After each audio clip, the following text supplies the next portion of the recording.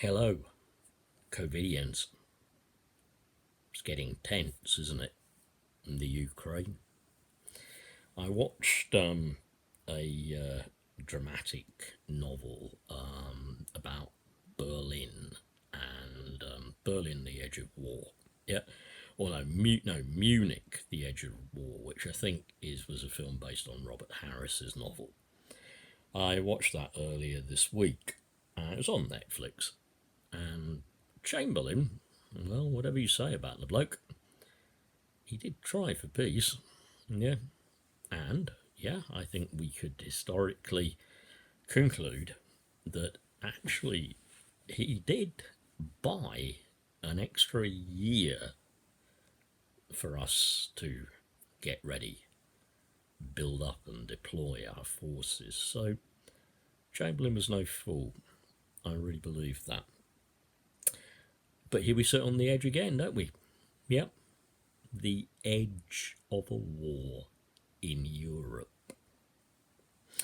We sit on the edge of a war in Europe, and Boris is sitting there.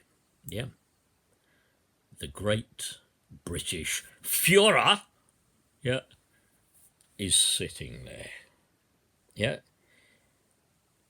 Boris the liar, Boris the incompetent, Boris the callous, Boris being investigated about parties during lockdown in his private rooms or his estate or whatever. We sit, as part of NATO, of course, yeah, with Boris on the throne. Boris will have his finger on the nuclear triggers. Yep, just like, Biden will have his finger on the nuclear triggers, and, the White House aides or CIA or whatever will throw him the nuclear football. He'll catch it and he'll enter the codes. Isn't it somehow ironic to think Boris would be doing that? Yeah? Somewhere deep in a bunker where none of us could get, stocked with enough Bollinger to take him through a nuclear winter, stocked with enough food for him and his family and senior officials, might even have a few royalty in there as well. Boris would sit there and give the command. Now, if there's enough of them left, our subs will launch, or if not, our ICBMs land-based. Yeah, that could happen. Yeah, that could happen. Let's be really, really clear. That could happen. Yeah? World War III. It could happen. Look at how World War II started. Yeah? Hitler takes Sudetenland, takes Czechoslovakia, walks into Poland, yeah, takes France, yeah? Remember the beginnings of World War II? Yeah? I'm sure even the youngest of you have at least heard of that, or at least covered it in history.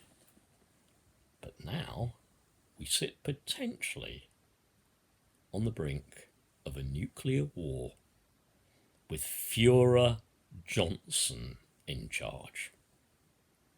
Führer Johnson. The man in the end with his finger on the button. Not up to NATO generals, not up to Parliament, him. Yep, he's the leader. On his say-so, they launch. Yep, he doesn't care.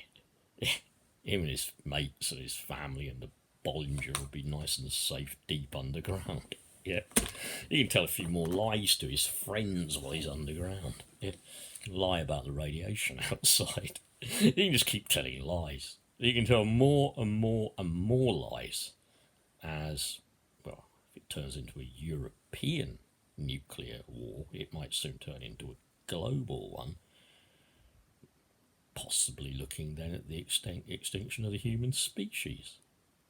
You know, not talking just about climate change, but, you know, all that dust thrown into the atmosphere, blocking out the sun. It sounds a bit like a revelation, doesn't it? Yeah. Blocks out the sun, nuclear winter. By the way, Google Threads by the BBC. Barry Hines, same guy who wrote Kes. Very realistic. When the war starts, the public can't do anything. Nothing. It's been decided. We're going to war. You know, everything moves out. It's all getting set. Yep. Potentially, though, and you want to ask my opinion? I think it probably will come to war. Yeah, it's really depressing, but I think it probably will. Now, here's what I think potentially could happen, just based on stuff I've read. Yeah, I think it could stay. Obviously, you know, border between the Ukraine and Russia and whatever. That's where it's going to kick off. Do I think Putin will invade? I'm really not sure. I'm really not sure. I mean, obviously, it will get him stuff that he needs, yeah? But it really, well, you know, I think even he knows the risk of that conflict going global and leading to nuclear annihilation, because it just takes a spark, yeah? Just one little spark, one tiny little spark. And don't forget, Russia's not like it was under the Soviet Union now. Yeah, it's kind of all over the place. It's fragmented, yeah? It's not one unified command. Not that I'm saying living under communism and whatever was a good thing. I'm not saying that. Yeah, it's not how it was in Hunt for Red October anymore. Yep. My idea then, what I think will probably happen. Just a reminder. What I think will happen is this. The Russians will invade through a particular gap in the front. I think it begins with G or something. If it was West Germany, my dad was stationed out there in the 50s, they would have come through what is called the Falluda Gap. Yep, Dad was a Cold War warrior. Met my mum, married while he was serving in Germany. Yeah, in Germany, they would have come through the Falluda Gap.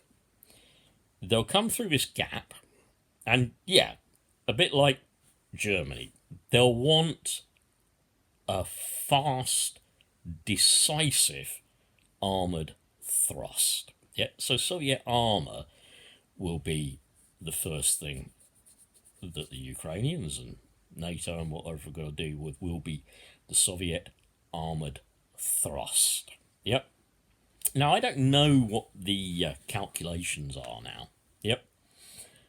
But with the scale of Soviet armour and the number of troops and the capabilities of their weapons, yep, I don't think NATO are going to stop them. Put it this way, I don't think NATO are going to stop them, grind them to a halt with conventional weapons.